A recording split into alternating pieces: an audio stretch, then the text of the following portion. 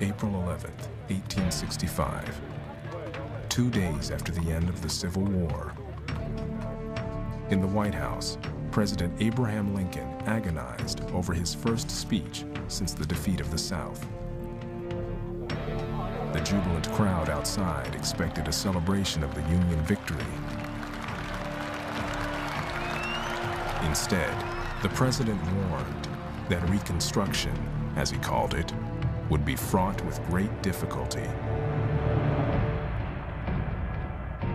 The war has spiraled far beyond the worst imaginings of anyone. Over 600,000 people have died in the last 4 years. The largest slave system of the modern world is in shambles, and no one knows what's going to replace it. People just cannot imagine how they're going to put the country back together again. It is a revolutionary, chaotic situation, and the responsibility now was to come up with a plan to restore this society. But you also had to do it with this deep and abiding division over race. 3 days later, the statesman who led the Union through the Civil War was assassinated. Suddenly, the extraordinary challenge of reconstructing the nation was in the hands of ordinary men and women. A Yankee officer would venture to the most violent corner of Louisiana to try to impose order. A plantation mistress, whose slaves were now free, would struggle to reclaim her place in the world. A fiery black minister would mount a pitched battle with white landowners. And a new president would force a dramatic showdown with Congress. An old order, an old society has been destroyed, and everything is up for grabs.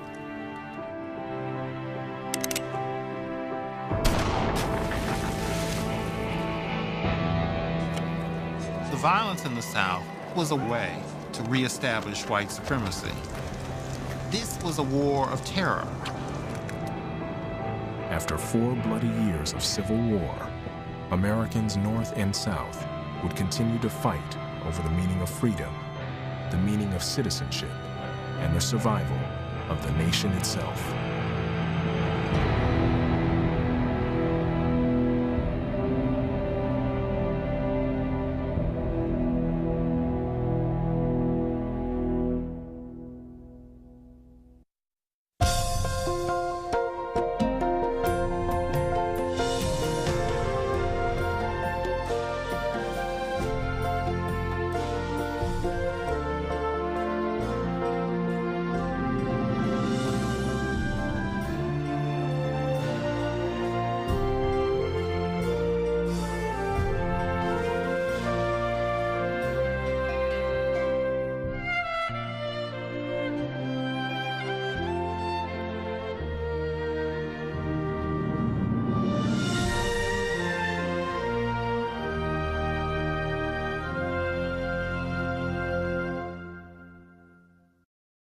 American Experience is made possible by the Alfred P. Sloan Foundation to enhance public understanding of the role of technology.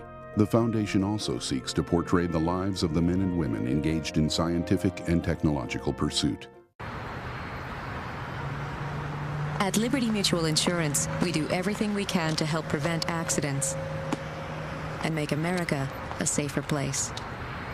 Liberty Mutual is proud to support American Experience.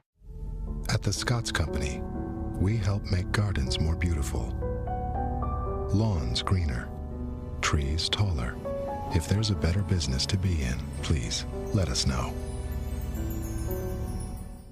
Major funding for this program provided by the National Endowment for the Humanities, the John D. and Catherine T. MacArthur Foundation, the Corporation for Public Broadcasting, and by contributions to your PBS station from viewers like you. Thank you.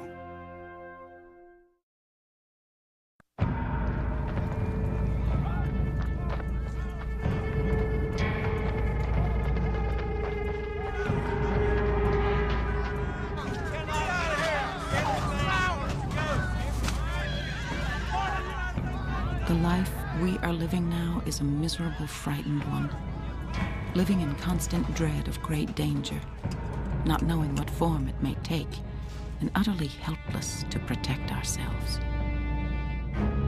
Kate Stone was 21 years old when the Civil War came to her doorstep. In the winter of 1862, Union troops overran Milliken's Bend, only a few miles from Broken Burn, the family's plantation in Louisiana. Stone watched as bluecoats scoured the countryside for food and supplies and ransacked plantations. Before the Civil War, the South would have been among the 5 richest societies in the world. To the eyes of the South, this is almost this biblical attack. It's just like the plague being brought down on the white South. Their sense of self has been shattered just as their property has. Those are the memories that white Southerners hold too close to them as examples of that their enemy were not really honorable men. With her father dead and her brothers away fighting for the Confederacy, managing Broken Burn fell to Kate Stone and her mother. The plantation was 1,260 acres with 150 slaves. Owning 150 slaves meant that they were in the absolute upper echelons of Southern society and Southern wealth. And so she is both a young, privileged woman, but she finds herself essentially on the battlefield and sees Yankee troops frequently, runs from Yankee troops. Many of her wealthy neighbors abandoned their homes. The Stones clung to their plantation and determined to wait it out. As frightening to Kate as the federal troops were the black men and women now claiming their freedom. Mr. Hodison's Negroes came out today. 6 men with their children and clothes walked off in broad daylight after a terrible row, using the most abusive language to Mrs. Hodison. The other Negroes declare they are free and will leave as soon as they are ready. It was a tremendous shock for many in the planter class to discover, first of all, that the people who worked for them were not happy to work for them. And secondly, sometimes the people who had worked for them were really angry at them. Kate expresses a lot of fear throughout the war, and it's most often fear of armed slaves. What are they going to do to me, given what we have done to them? Mother and daughter watched as their world was upended until they could watch no more. This kind of lack of order, lack of control was the most frightening thing to the Stones.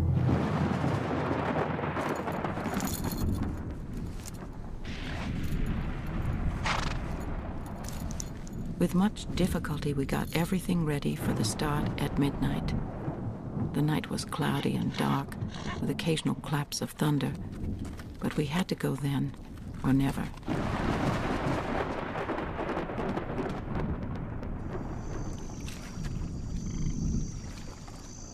From Louisiana, the Stones fled 300 miles by horseback and boat to Tyler, Texas. There, they joined other wealthy planters who had also escaped to wait out the war. God will aid us in our righteous cause. The people will fight till the last foe expires, to conquer or die.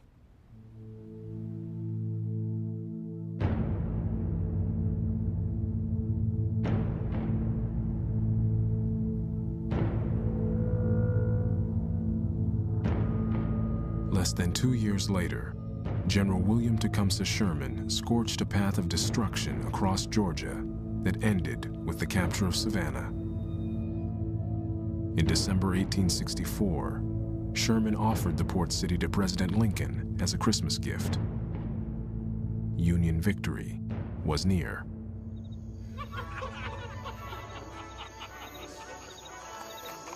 The general took for his headquarters the mansion of one of the city's wealthiest cotton merchants. He celebrated with his officers, feasting on native oysters and turtle soup.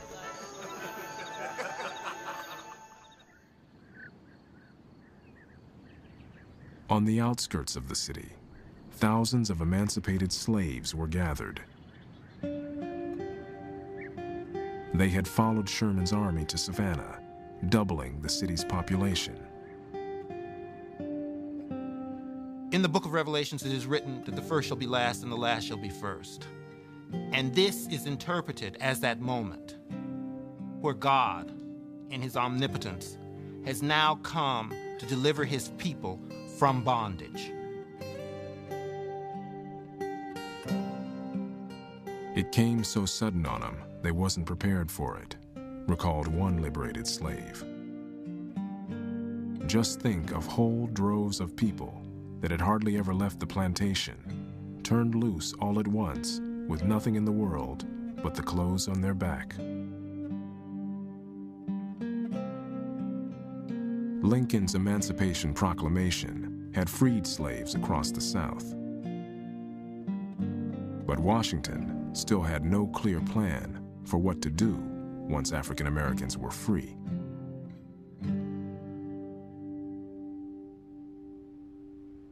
On January 11th, President Lincoln sent his Secretary of War, Edwin M. Stanton, to Savannah. Stanton instructed General Sherman to set up a meeting with some of the city's black ministers. He wanted to hear how the freedmen imagined their future in the South.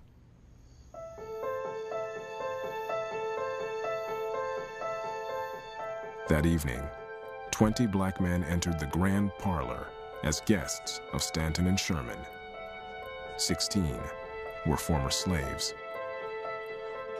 They chose Reverend Garrison Frazier, who had purchased his freedom 9 years earlier, to be their spokesman. For the first time, federal officials conferred with freed slaves about the future of African Americans in the South. The exchange that occurs between Sherman, Stanton, and the Union generals and Reverend Frazier is one of the extraordinary moments of the Civil War and the ending of the Civil War.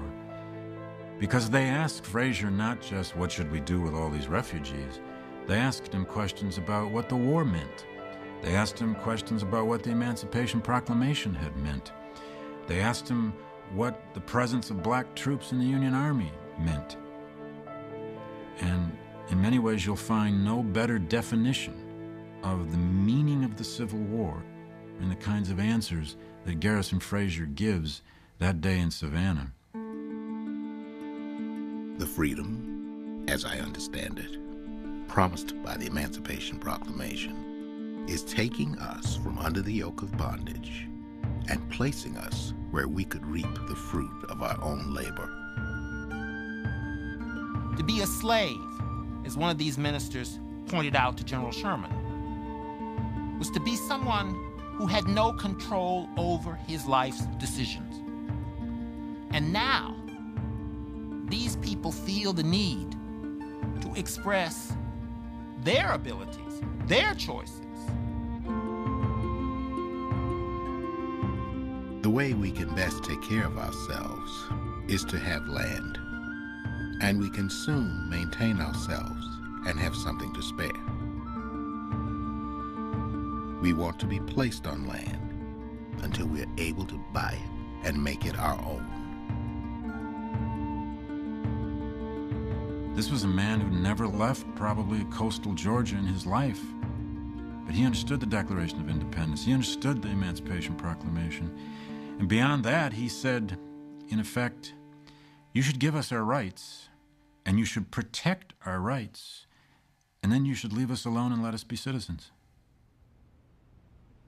4 days later, anxious to get thousands of freed slaves off his hands and Washington off his back, General Sherman issued Special Field Order 15.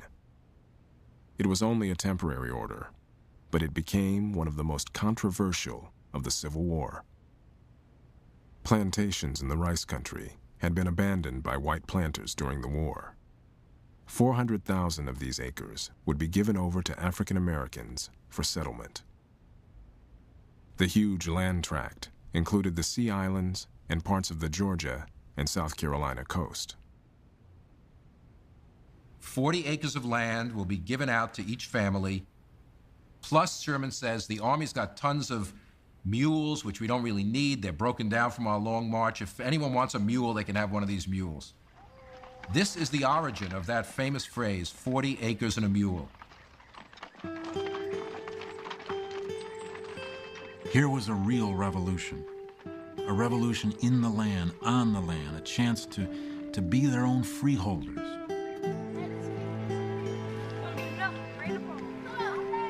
For 4 million African Americans in the South, news of 40 acres and a mule spread as fast as the contagion of freedom itself. Many saw this as proof that emancipation would finally give black men and women a true stake in the land they had toiled on for centuries.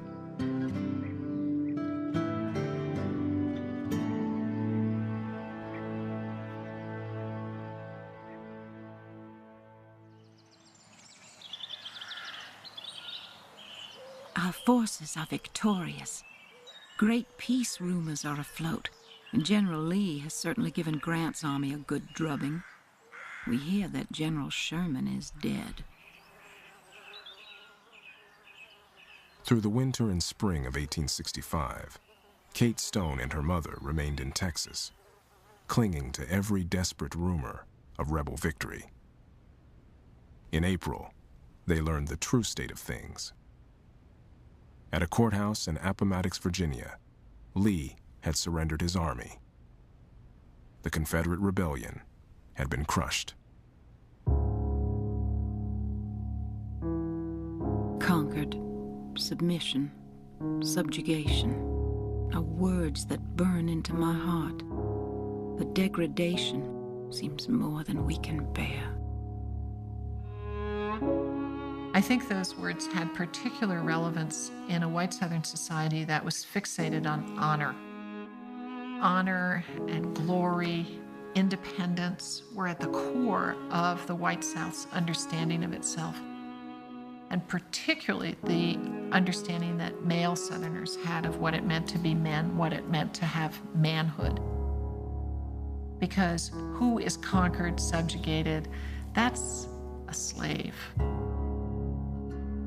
The white South can only imagine that they must have invoked God's wrath in some way. Maybe God is punishing us. But surely he does not mean for black people to be their equal. Maybe slavery was meant to end, but surely God didn't mean for black people to stand alongside whites. There's a story of a slave who ran away from his master, joined the Union Army, and came back into the South and seized his own master's plantation with his regiment. And he sees his former master and he says, "Bottom rail on top this time, massa." Bottom rail's on top now.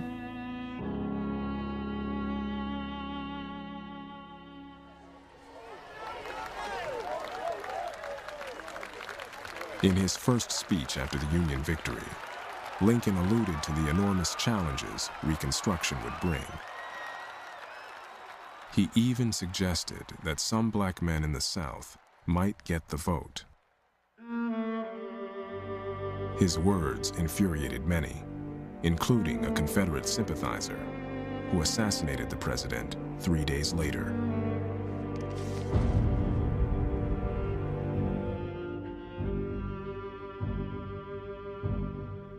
With Lincoln gone, the question of how to put the country back together again took on even greater urgency. Northerners were exhausted by 4 years of war. Most had hoped Lincoln would reconcile North and South and get the states back to normal relations as soon as possible. But there was no consensus on how to achieve this. Just as uncertain was the future of millions of black men and women freed into a society where many whites, North and South, questioned the idea of any rights for former slaves. The notion of civil rights for blacks was revolutionary. 19th century Americans' whole notion of what it meant to be an American was all wrapped up in whiteness. An American was a person with white skin. Here you have the great questions of Reconstruction immediately are what people faced. Who will rule in the South? Who will rule in the federal government? And what will the dimensions of black freedom be? All eyes looked to Washington. Former Confederates held their breath and steeled themselves for the worst. The South doesn't know what to expect. Will there be punishment for leaders? Will there be land confiscated? Will there be an occupying army? And a lot of people imagine that these traitors, these people who have tried to destroy the United States, should be executed, should be imprisoned. No one was sure what to expect from the new president. Andrew Johnson was from Tennessee, but he had fiercely opposed the Confederate secession and was the only Southern senator who refused to give up his seat in Congress. Andrew Johnson embodies a lot of the hopes that Abraham Lincoln has, that the Union can be put back together easily. But Andrew Johnson had been an outspoken enemy of the big planners who he blamed for causing secession. In Tennessee politics, he saw himself as a spokesman for the poor whites. He owned a slave or two, but he was not a member of the plantation aristocracy. In fact, he resented them very much. In his first speech after taking office, Johnson warned that traitors had to be punished. But Johnson shared the white South's desire to keep blacks subordinate. Frederick Douglass, the renowned black leader, got his own impression of Johnson when the two met for the first time at Lincoln's second inaugural. The very first expression that came over Johnson's face was one of scorn and derision. And Douglass concluded that that expression was the true index of his heart. Douglass turned to a companion and said, "Whatever else this man may be, he is no friend of our race."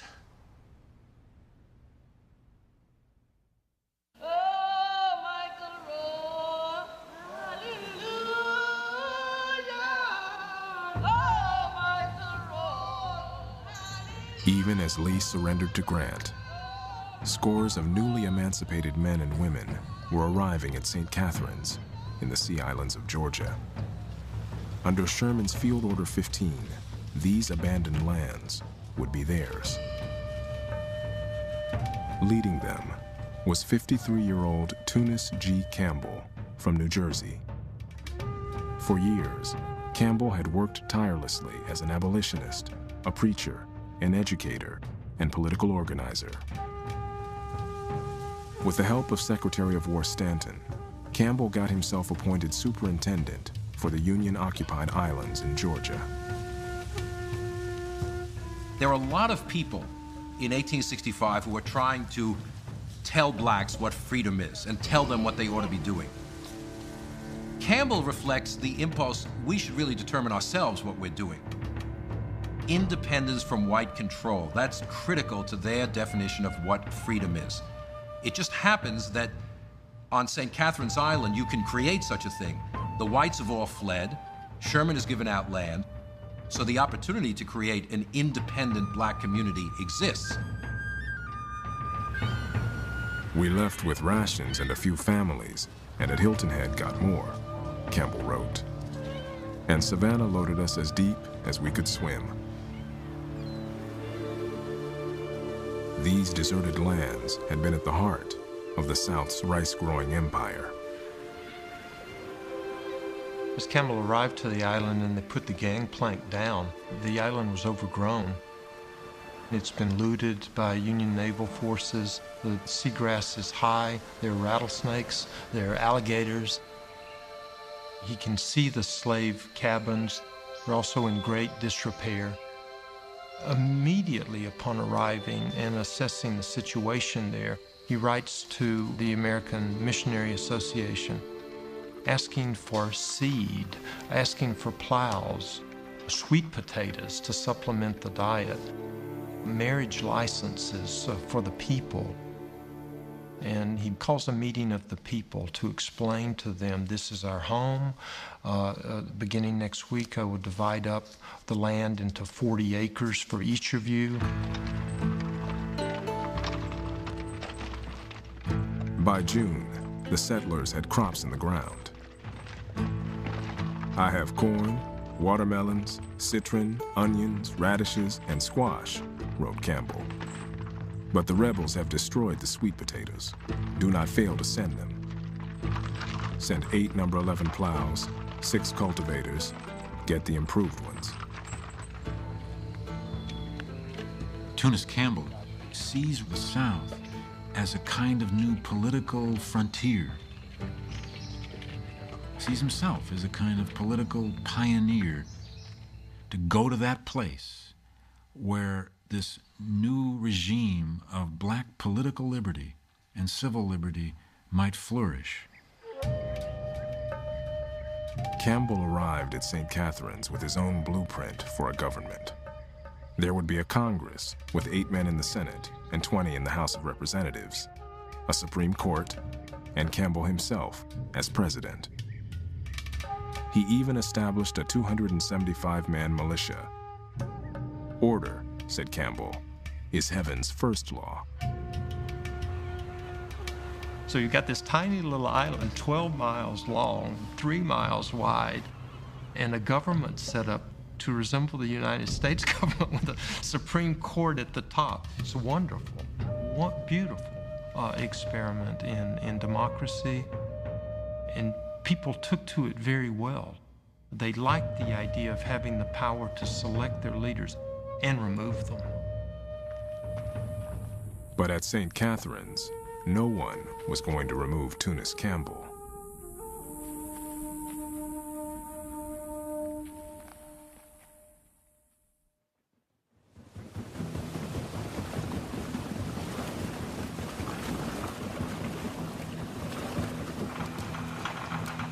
That same fall, 9 black soldiers and their white captain climbed aboard a sternwheeler in New Orleans and headed upriver.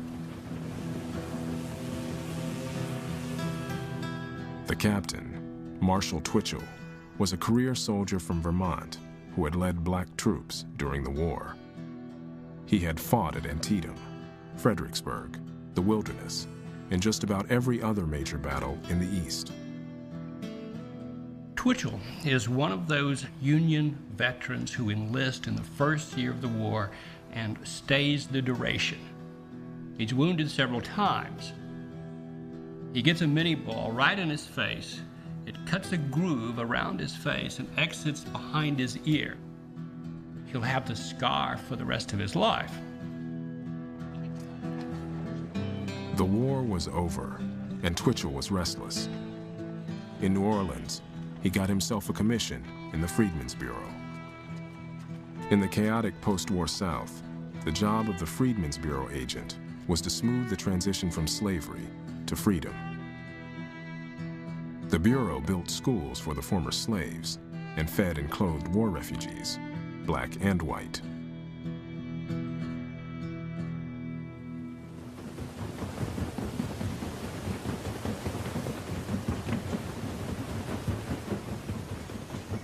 Twitchell was posted to Bienville Parish in northern Louisiana, a place he knew nothing about. Here he is on a sternwheeler heading up the Red River. This region had never been conquered, so he's entering the last part of the Confederacy to surrender. It is dangerous, exotic, it's isolated, and he doesn't know it, but he is entering what is probably the most violent place in America. It's no coincidence that Harriet Beecher Stowe chose to put the final brutal ending of Uncle Tom's Cabin, where Uncle Tom is beaten to death by Simon Legree. It's no coincidence that she puts it on the upper Red River. It's a violent region. I was without telegraphy, railway, or water connections, remembered Twitchell. If I'd known beforehand what my position was to be, I should have remained with my regiment. At the courthouse in Sparta, the county seat, Captain Twitchell set up office as the sole Freedmen's Bureau agent for the parish. He soon discovered his new neighbors were as hardened to battle as he was. My great-grandfather had 2 brothers killed in the war and another wounded. And I'm named after one of them. There wasn't a family here that didn't lose somebody to the war. But in our little area, these veterans were never defeated. And that is a lot of the feeling here. The war just ended, and so everybody went home. And up into the midst of this came Twitchell. The people in the area are wary. They don't quite know what to expect. But they quickly discover that this Freedmen's Bureau agent is somebody that they're going to have to deal with.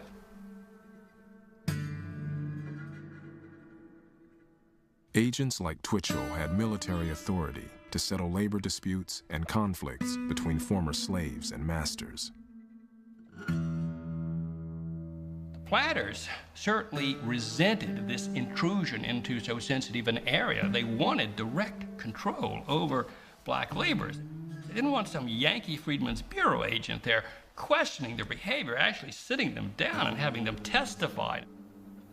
And for the freedmen, here was somebody that they could go to if they were mistreated.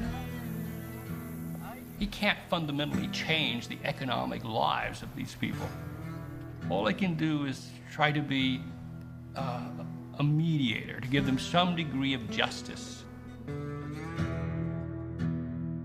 Twitchell would soon learn that for a Yankee officer all alone in Northwest Louisiana, even a degree of federal justice might be too much.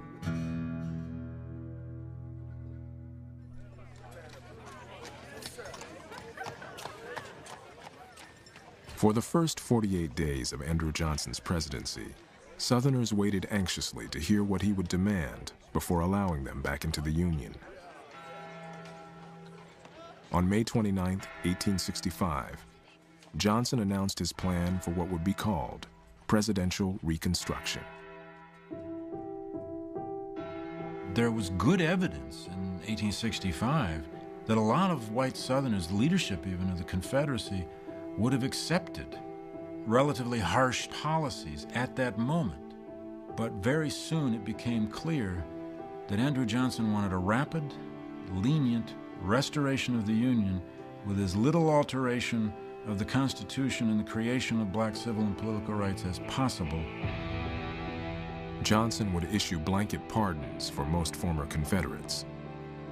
The rebel states would be encouraged to form new governments quickly. Washington would not interfere. The president's leniency surprised many in the North. Southerners responded with relief. Johnson actually sets only the most minimal requirements. All they have to do is admit we lost the Civil War. The Civil War is over, slavery and secession are dead. Other than that, there are no requirements.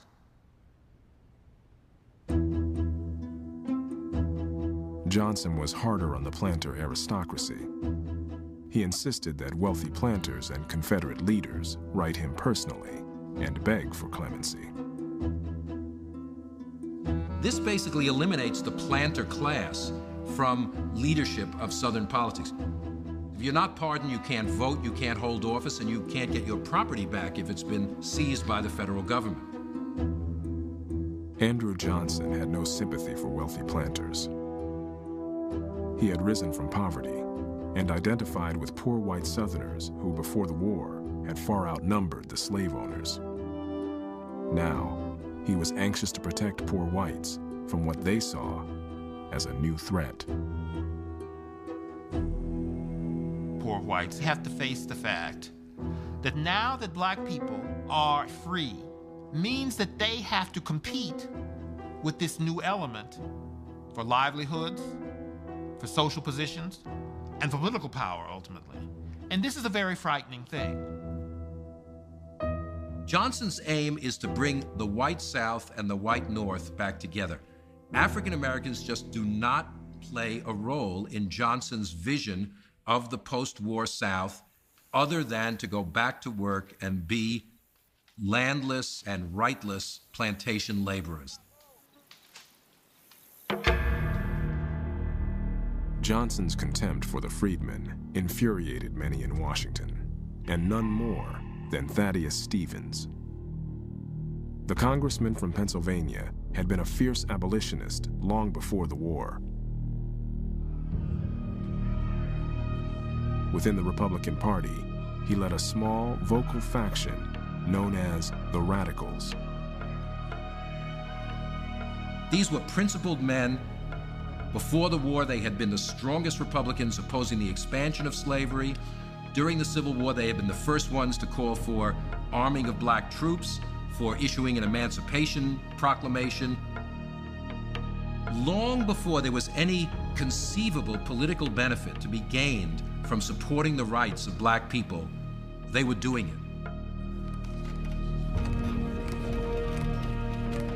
The radical Republicans had a vision of what Reconstruction should be. They believed it should be longer in duration. They believed the Southern states had left the Union and had destroyed their status as states. They had to be reinvented. To Thaddeus Stevens, Reconstruction meant not only safeguarding and preserving the essential results of the Civil War, but in his vision, it meant remaking the South. It meant the increase of democracy in terms of representation. It meant the spread of the right of suffrage. The Radicals' hard line marginalized them within their own party. Most Republicans feared the Radicals' position on black rights would drive away white voters in the North. It is the radical wing which is the most sympathetic to black people. The party in general was committed to a limited program of civil rights, protection of property, education, etc. But the party is not in any way committed to any sort of radical restructuring of Southern society.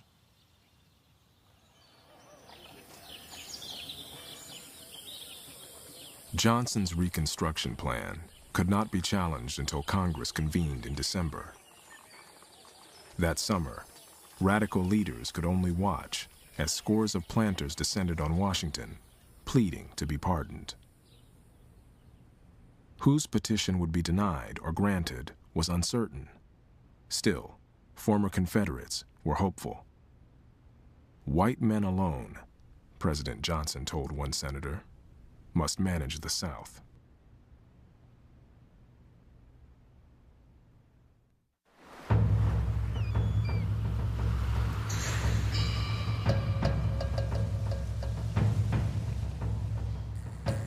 On St. Catherine's Island, Tunis Campbell's Township was flourishing. 369 settlers occupied 54 slave dwellings left from the old days. They grew fruits and vegetables of all kinds. But what they wanted were schools. There is one sin that slavery committed against me that I will never forgive, remembered one man. It robbed me of my education. Before the Civil War, maybe no more than 10 to 15% of the black population of the South was literate. To learn how to read was a revolutionary act. They understood that it was necessary if they were to take their place as freed people within the Union, that they have the rudiments of education to survive. After the war, freedmen who had secretly educated themselves quickly opened schools in warehouses, on barges, even in old slave markets. And the Freedmen's Bureau and Northern missionaries built thousands more throughout the South. At St. Catherine's, Campbell used his own savings to bring teachers down from the North. Then he called on his wife, Harriet, in New York. He writes a letter to Harriet. Says, bring the sons down. We're going to establish the schools. We're on an island of our own. There are no white people here, and we're going to lift up children. Bring all the primers you have, and please join us. This is the first time he's seen his wife and sons in about 2 years. Harriet and Tunis taught side by side with Northern teachers. Campbell reported that 80 children and adults on St. Catherine's and 60 on nearby Sapelo Island were enrolled in schools. More than 1,000 students attended Campbell's makeshift academies. The adults are being taught at night. They need to deal with white people more as equals. And to do that, they have to be literate. White planters watching from the mainland resented the schools and the entire settlement, not just because the land had been seized from one of their own, but because of Campbell's ambition and independence.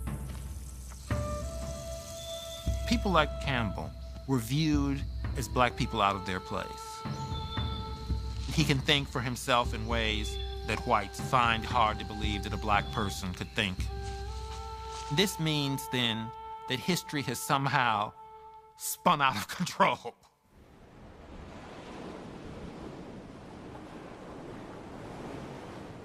By June 1865, Jacob Waldberg, the white planter who had owned St. Catherine's, was back in Georgia. He demanded that Campbell get off his land. The planters are holding up deeds to the islands that are 200 years old or 150 years old. They said, no, wait a minute. This is a nation of laws, and see, my great-granddaddy had this deed. And yours comes from a possessory title given to you in time of war for abandoned lands. How does that affect my promise of property rights under the Constitution of the United States? Waldberg got his answer. St. Catherine's Congress passed a law forbidding any white person from setting foot on the island. Campbell's militia stood ready to enforce it.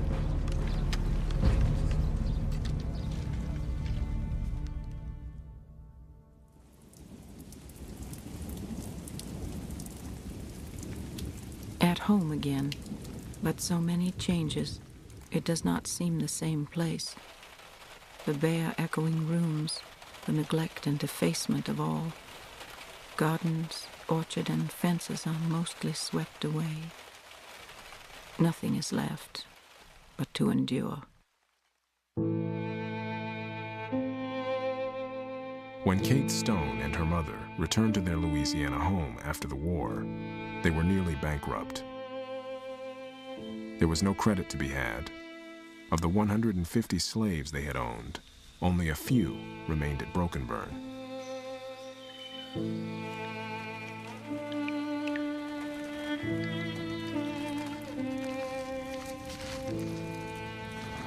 The Stones had safeguarded the family's silver before their escape.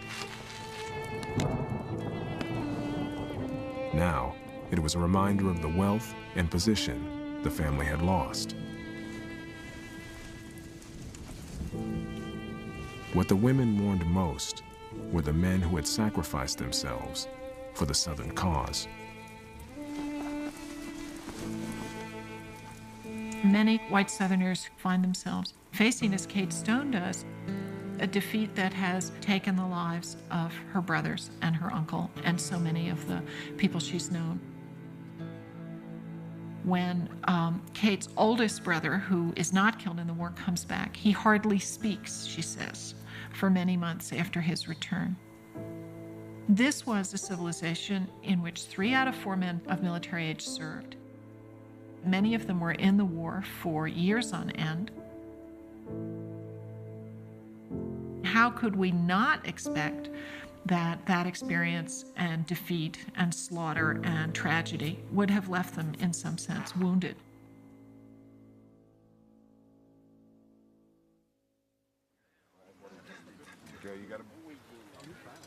All these hundreds of thousands of Confederate soldiers are going back home, uncertain of what they're going to find and uncertain of what they're going to do. As they look around and see the free black people refusing to just do what white men tell them to do and trying to create freedom for their families, everything looks to them as an insult and as a threat. White Southerners say, we've got to make clear who's boss. We've got to make clear that we are in control of all of this.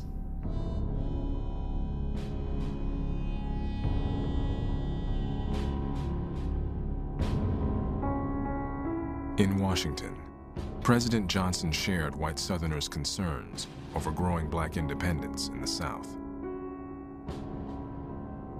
Johnson is seeing a black population who have abandoned the plantations. People who are demanding that they be treated in a decent fashion.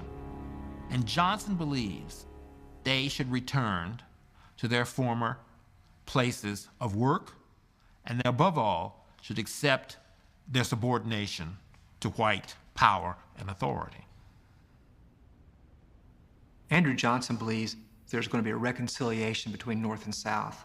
There's going to be a reconciliation of white Northerners and white Southerners.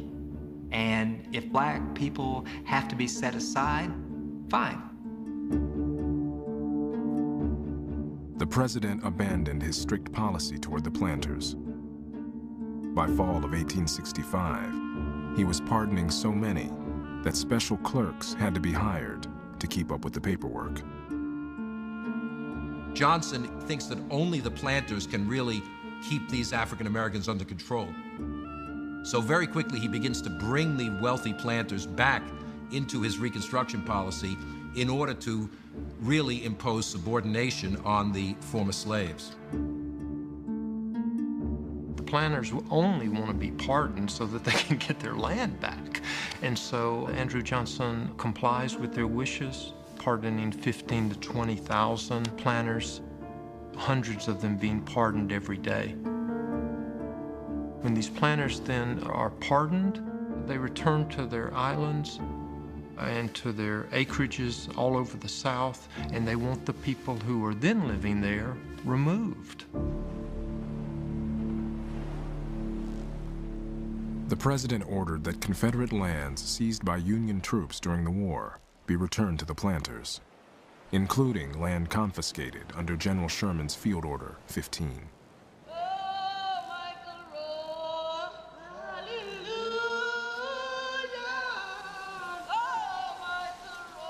In Georgia, the assistant commissioner of the Freedmen's Bureau refused to give planters back their land. Johnson fired him and replaced him with someone who would. In Washington, the head of the Bureau, General O. Howard, sympathized with the freedmen and resisted the president's decree for as long as he could. Finally, in October, Howard set out for the black settlement at Edisto Island off the coast of South Carolina. His orders from President Johnson were to effect an agreement mutually satisfactory to the freedmen and the landowners. Behind the bureaucratic language, Johnson's directive was clear. General Howard has to tell these former slaves that the land that they thought had been given to them by the federal government now is going to be given back to the former owners.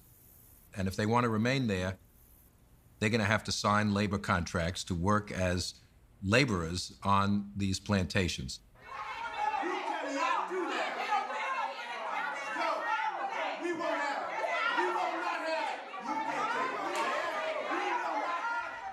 These people believed that they have a right to this land. To them, this is a violation, a deep betrayal of the promises that the government made to them. They are not willing to just take this lying down.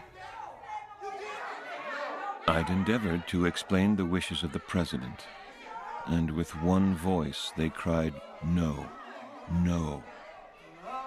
In the noise and confusion, a sweet-voiced Negro woman began the hymn, "Nobody knows the trouble I feel.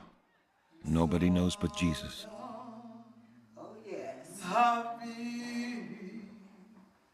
Like a mortal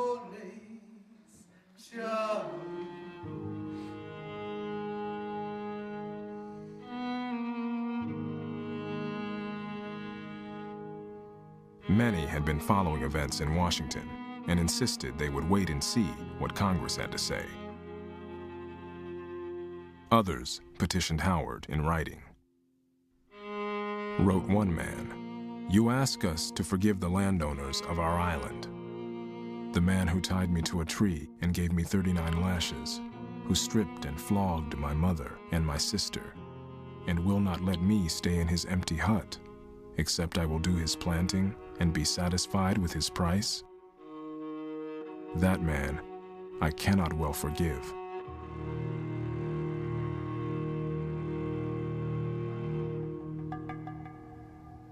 In January 1866, a large contingent of black soldiers arrived at St. Catharines with orders to restore the land to Jacob Waldberg.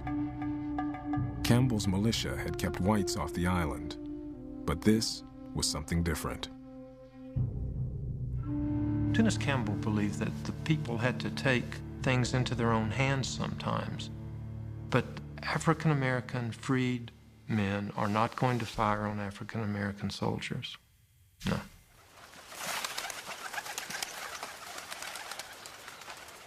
The experiment in independence at St. Catharines was over. A determined Tunis Campbell headed for the Georgia mainland.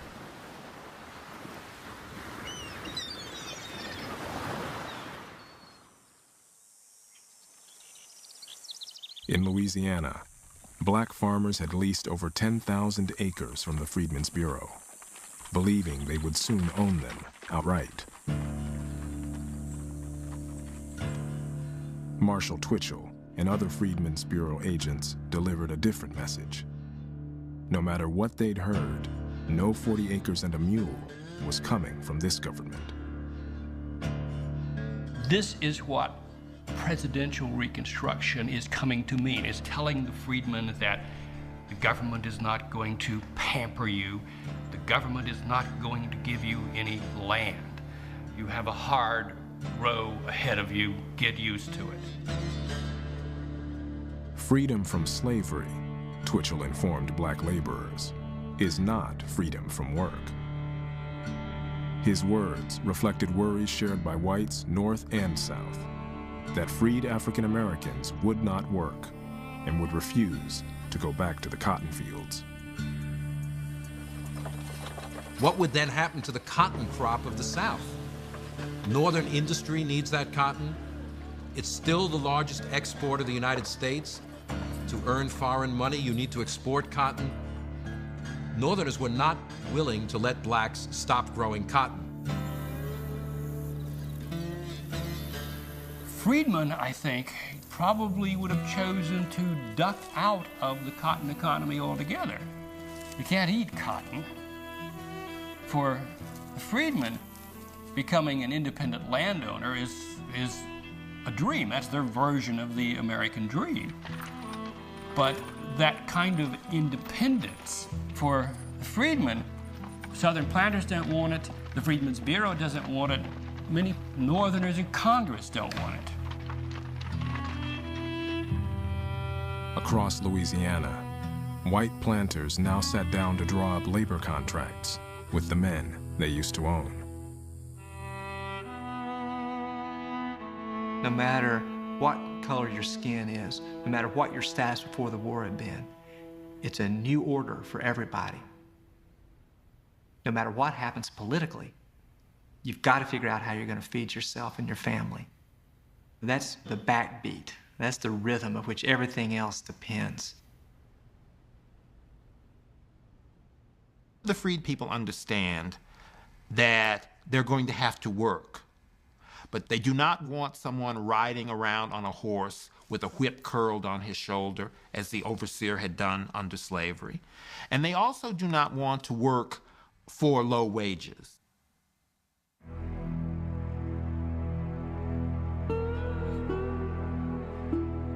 For many white Southerners, negotiating with slaves seemed unimaginable, because in the very notion of negotiation is an assumption of some kind of equality.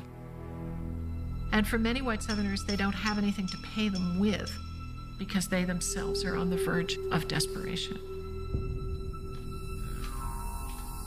There is now nothing between me and the nigger but the dollar, the almighty dollar, said one South Carolina planter. And I shall make out of him the most I can at the least expense.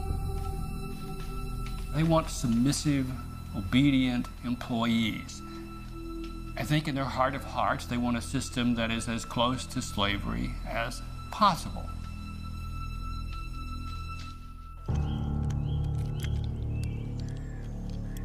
Black laborers who insisted on better wages and working conditions were regularly met with threats and violence.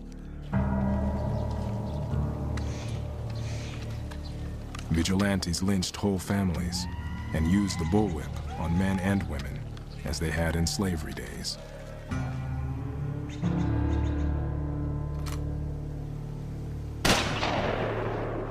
In 1865, more than 2,000 black men, women, and children were reported murdered in Louisiana alone.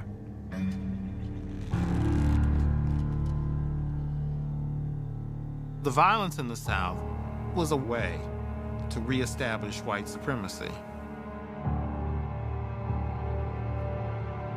These gangs of whites pick out the guy who's trying to save his money, who's trying to get ahead. A man who is an inspiration to other black people in the community. He's the one that gets murdered. It amounts to systematic culling of alpha males from the black community. The Southern legal system became an instrument of intimidation.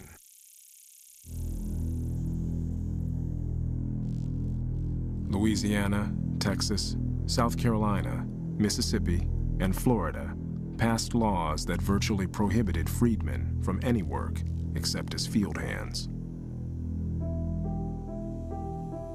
The laws were called Black Codes. The aim was slavery without the chain. The Black Codes were laws passed to control and restrict and constrain the lives of the freed people, essentially rendering them bondsmen again under law.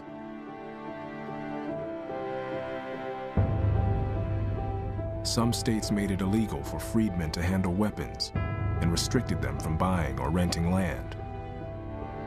Black children could be seized from poor families and forced to work in the fields.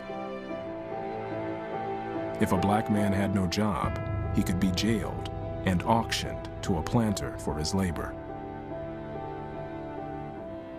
They make a travesty of the freedom that African Americans have acquired. They are so far from any notion of fairness or freedom that even Northerners who are not egalitarians say these laws are unacceptable. And so Northern Republicans are faced with a dilemma. They don't want to have a big fight with the president, but to accept the idea that Johnson's policy is a success and accept the Black Codes, they feel means giving up the victory in the Civil War.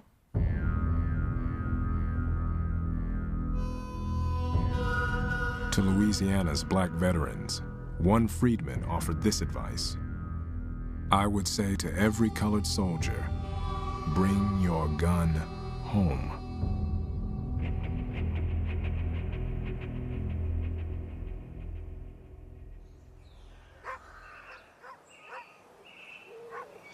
By early 1866, Marshall Twitchell was feeling pressure from the locals who resented his authority. Soon, another distraction made his life even more complicated. Adele Coleman was just 20 years old. She was spirited, intelligent, and much admired by local bachelors. Adele and Marshall became daily companions, but their romance was troubled from the start. Scandalized by their daughter's suitor, Adele's parents forbade her to see the Yankee officer. When she tried to continue the affair in secret, Adele's brother, Gus, a Confederate veteran, set out to hunt Twitchell down. One evening, a stranger came calling on Twitchell, unannounced. Marshall goes walking outside. He's ready to blow this person away. And then, when the person speaks, he hears Adele's voice. It is Adele in disguise. She has come to warn him that her brother Gus is out gunning for him. He, of course, is not going to let her ride home alone. The trip takes 2.5 to 3 hours. It takes Marshall and Adele this particular night, all night. Adele comes marching in with the morning sun, and the Coleman household just goes berserk, ballistic. Twitchell has gotten himself into the position, whether he fully realizes it or not, he's either going to marry her or they're going to kill him. Not everyone in northern Louisiana believed marriage was the honorable solution. A Southern girl following the Civil War, they were no men. There were no men to marry. But for goodness sake, they couldn't marry a Yankee. And Adele Coleman did.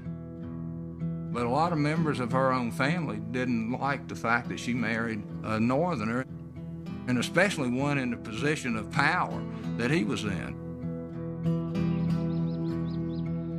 6 months after their wedding, Marshall and Adele settled on a 420-acre plantation overlooking Lake Bistineau. It was as much an alliance as it was a marriage. It opens up possibilities for the Colemans. It opens up possibilities for him. Here is, in a sense, the opportunity to become wealthy much quicker than he had ever anticipated.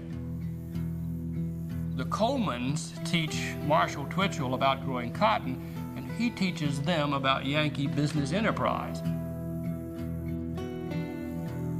Everybody in the South was broke, and I think that he came to enrich himself.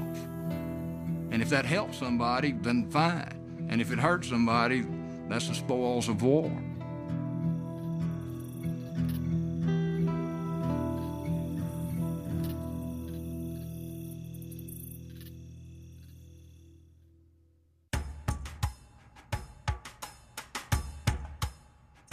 In December 1865, the 39th Congress, the first since the end of the Civil War, convened in Washington.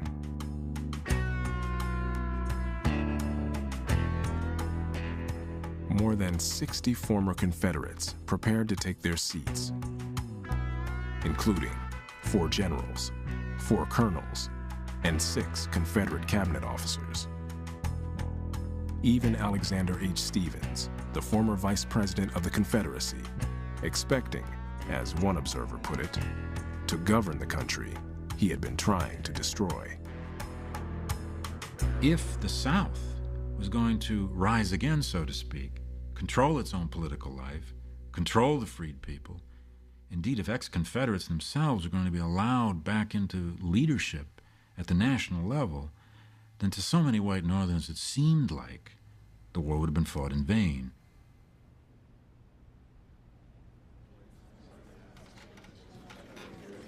On the opening day, the clerk of the House refused to announce the names of the Southern delegates in his roll call. The former Confederates were denied their elected seats and sent packing. The fight for control of Reconstruction had begun. In many ways, Congress was a poisoned atmosphere in the debates over the Reconstruction policy. There were raw war memories being played out. There were visceral hatreds being played out on the floor of Congress between Republicans and Democrats. These debates are between men who have experienced this war, who have fought this war. They are fighting literally about the meaning of that conflict they have just fought. Northern Democrats sided with Johnson and railed against Republicans across the aisle.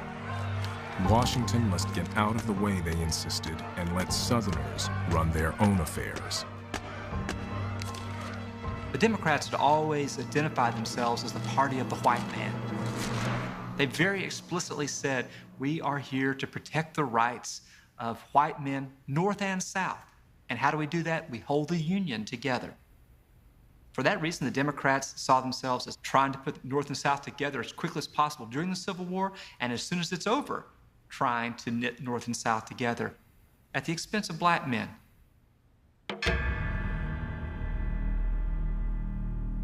At one point in the debates, Thaddeus Stevens stood up and, answering his Democratic colleagues, says, "Do not, I pray you, admit those who have slaughtered 500,000 of our countrymen until their clothes are dried and until they are reclad. I do not wish to sit side by side with men whose garments smell of the blood of my kindred." It was Stevens' way of saying, we're going to keep the South out of the Union as long as we can, and we're not going to allow anybody back in here who was responsible for making the war.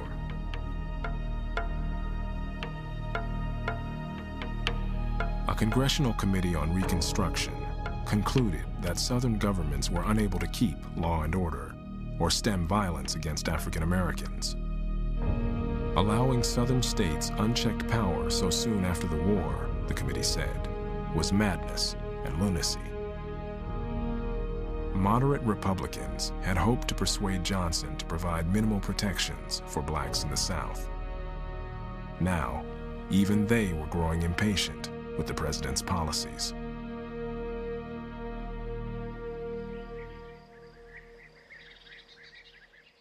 In March 1866, both houses of Congress passed a landmark civil rights bill that protected the rights of American citizens without regard to race.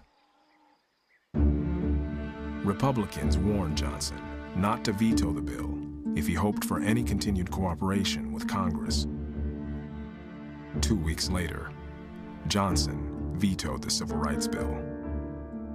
Johnson is opposed to the granting of those types of protections to black people.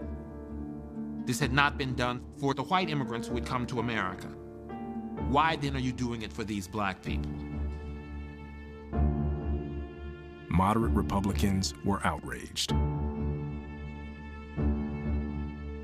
Johnson was stubborn, self-righteous, rigid in thinking. He was really the worst person possible to become president accidentally at a time when flexibility, vision, and creative leadership were really what was required. Moderate Republicans are forced into the radical camp because they had to oppose Andrew Johnson. Johnson's plan of Reconstruction was so lenient, in utter contempt of black liberty, that was simply unacceptable. A united Republican Party overrode Johnson's veto. America had its first Civil Rights Act. But many in Congress argued that the act was not enough, that safeguarding civil rights required changes to the Constitution itself.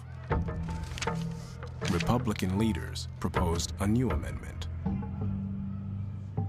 The 14th Amendment becomes the crux of the political battle in 1866.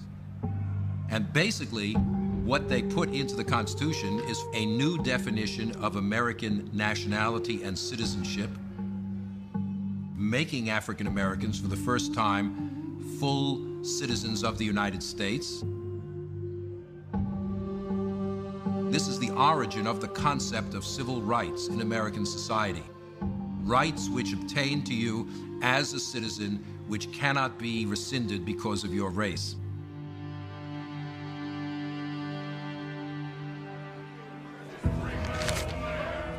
This is a titanic debate about just what the authority of the federal government is going to be. There were plenty of Americans who argued the federal government had no right to declare black people citizens. The Democrats are constantly putting forward racist arguments. You are eradicating a line between black and white which has existed forever. To Republicans, what's at stake here really is the definition of freedom. If a person can be discriminated against in every walk of life because of their race, has slavery really been abolished?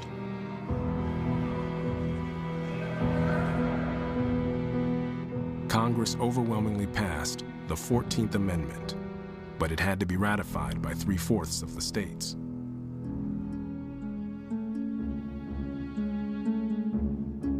The president denounced the amendment and accused the Republicans of treason.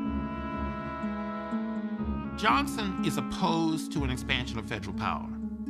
For him, constitutional authority resides at the state level, not at the national level.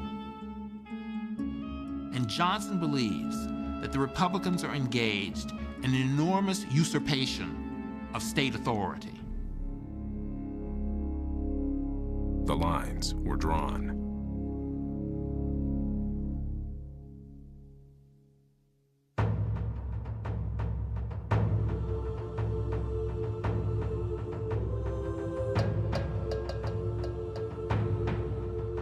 Since the end of the war, black political conventions had been taking place across the South. The central issue was black suffrage. "We simply ask that we be recognized as men," declared the South Carolina Convention of Colored People, "that the same laws which govern over white men shall govern black men. We stood by the government when it wanted help," a delegate from Mississippi wrote President Johnson. "Now, will it stand by us?" In New Orleans, hundreds of black men declared they were ready to fight for the right to vote. Militant whites in the city vowed to stamp out black agitators and radical Republicans. President Johnson dismissed the growing signs of trouble.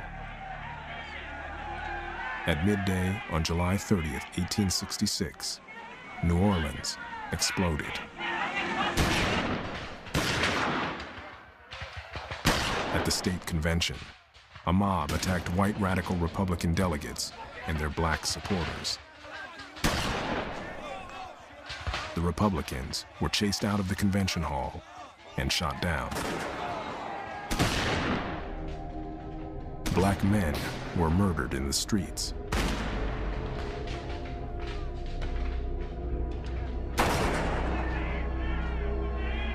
By the time federal troops restored order, 34 blacks and 3 white radicals had been killed.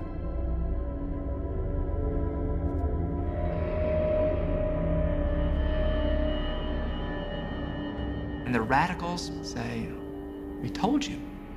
We told you that unless you stamp out this serpent of white power in the South, unless you kill it, that it's going to rise up again."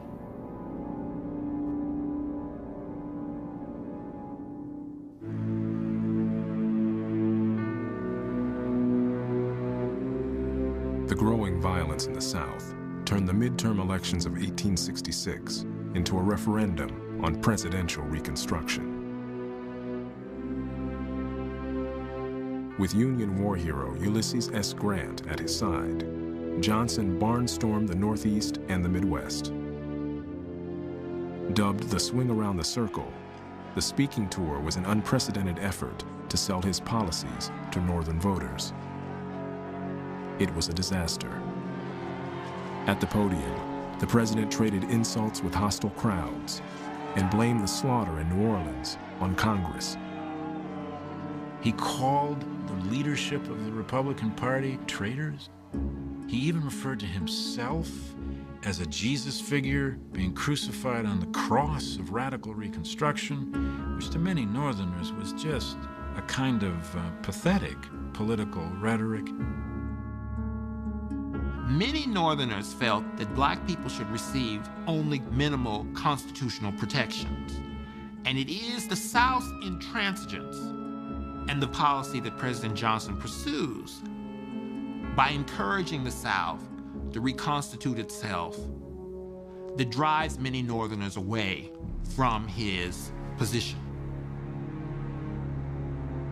The Atlantic Monthly called the president egotistic to the point of mental disease, insincere as well as stubborn, cunning as well as unreasonable, vain as well as ill-tempered.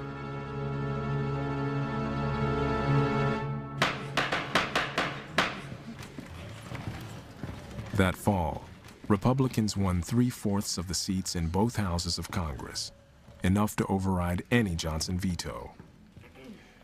In only 18 months, the radicals had gone from a fringe minority to the center of Republican leadership.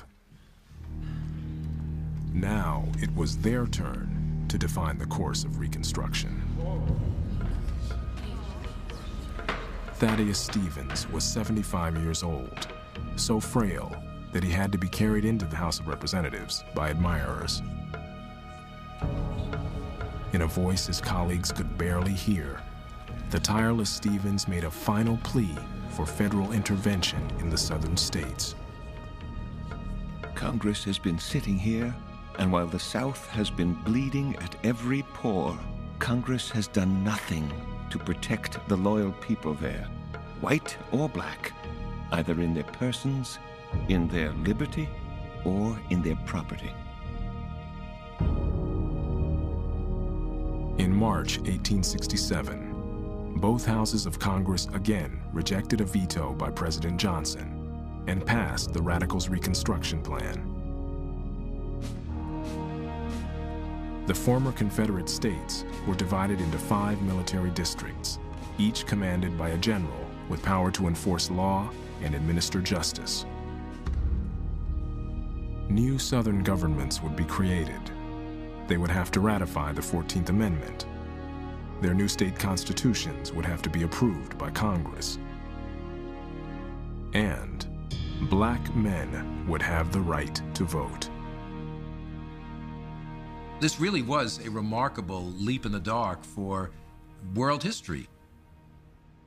It's the first large-scale experiment in interracial democracy that had existed anywhere.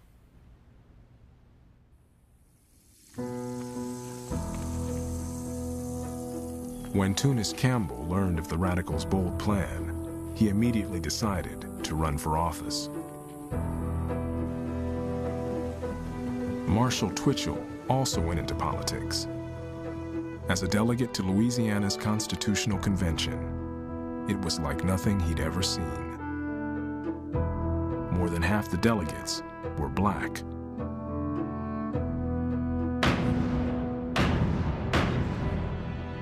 Within a year, Andrew Johnson would be impeached by the Senate for high crimes and misdemeanors. His presidency would survive by a single vote.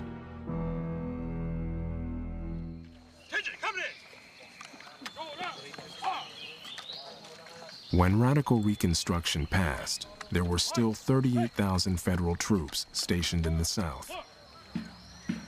In Kate Stone's Louisiana, more than half the regiments were black.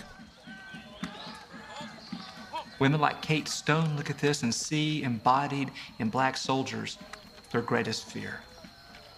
These black men, many of whom had been slaves only 18 months earlier, they wear that uniform as if it's their right, as if they're Americans too. For white Southerners, this is not just politics. It's about your very core being. Congress is going to do certain things, but there's almost a kind of guerrilla warfare of the domestic, of the local, of people just refusing to let society change. From the point of view of the white South, the Civil War was a tragic mistake. They had only defended what they understood to be their constitutional rights. It was not that they had disrupted the Union, engaged in an act of treason. They felt the North was a vicious aggressor, committed to a perversion, which was black equality. This sense of a grievance and sense of injustice only grew.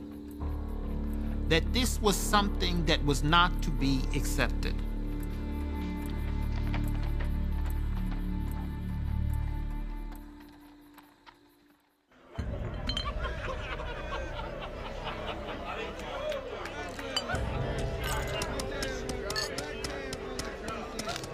In North Carolina, the last legislature elected solely by the white vote adjourned.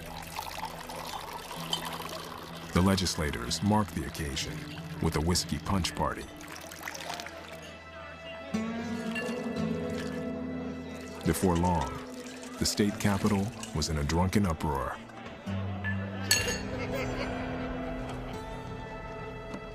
With the ballot in black hands, many expected to give up their seats to former slaves.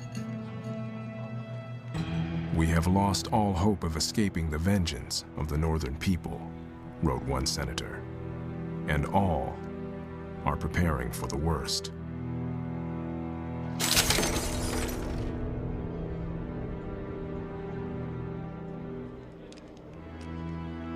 What Reconstruction does by suddenly enfranchising blacks, it communicates the message that all of a sudden these people who have been part of the background scenery, who have been stage props, they're going to come onto center stage and be actors.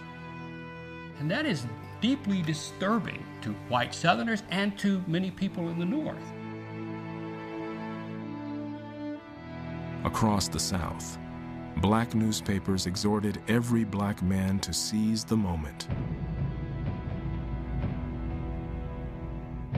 "He owes it to the martyrs who have fallen to procure his rights," declared a Georgia newspaper.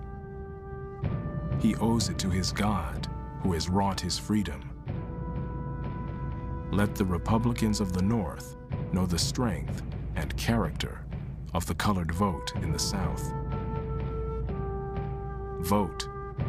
Vote in spite of every threat."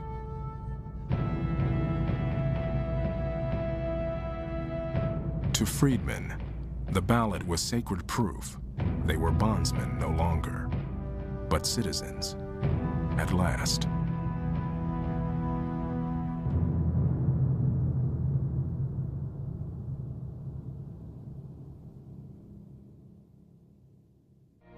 There's more about Reconstruction at American Experience Online.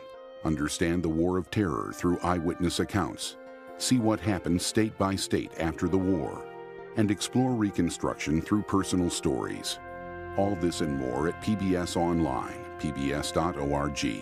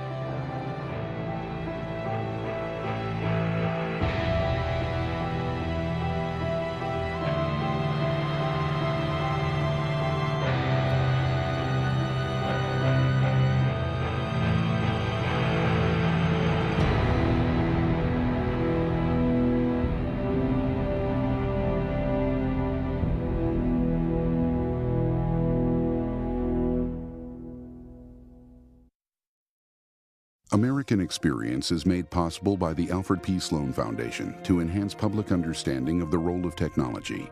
The foundation also seeks to portray the lives of the men and women engaged in scientific and technological pursuit. How do you get a weed-free lawn, a healthy garden, a home that's pest-free? Every day we work to find new and better solutions. Ortho, proud to support the American Experience on PBS. At Liberty Mutual Insurance, we do everything we can to help prevent accidents and make America a safer place. Liberty Mutual is proud to support American Experience. Major funding for this program provided by the National Endowment for the Humanities, the John D. and Catherine T. MacArthur Foundation, the Corporation for Public Broadcasting, and by contributions to your PBS station.